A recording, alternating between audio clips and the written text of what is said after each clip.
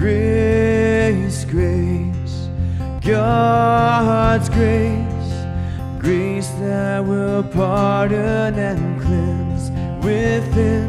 And Sunday morning is going to be so exciting. We're going to conclude our March for Missions series.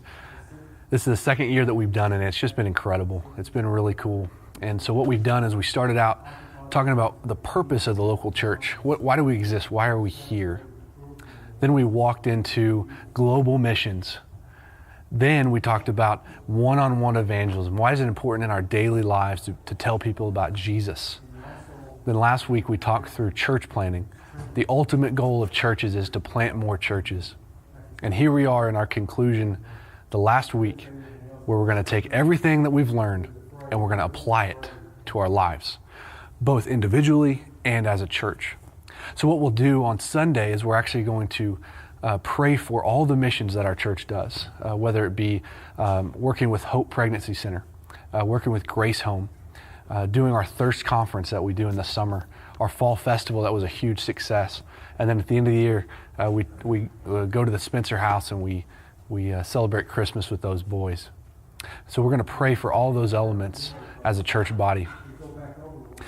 But what we need to understand, what we need to come back to, is the fuel behind why we as a church do these things.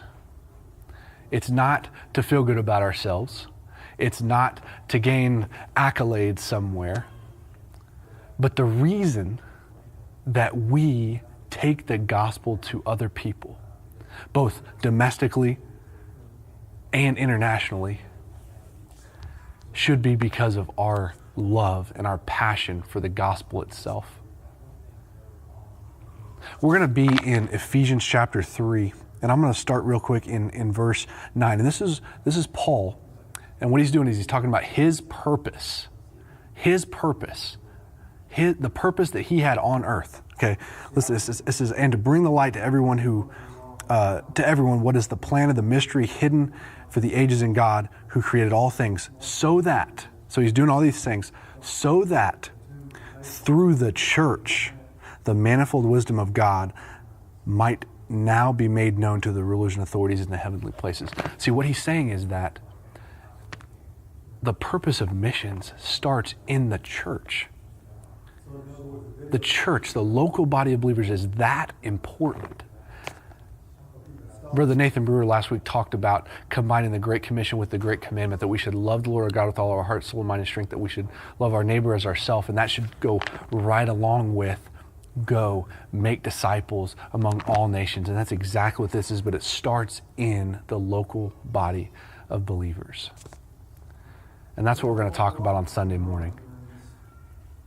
The purpose of why we exist, and then take action steps for how we can take what we do here across the world. I hope to see you Sunday morning. 10 a.m. is our worship service, and I would love to see you there. It's a great service, and it would be tremendous to be able to see you. Like I always tell you, live the life and tell the story.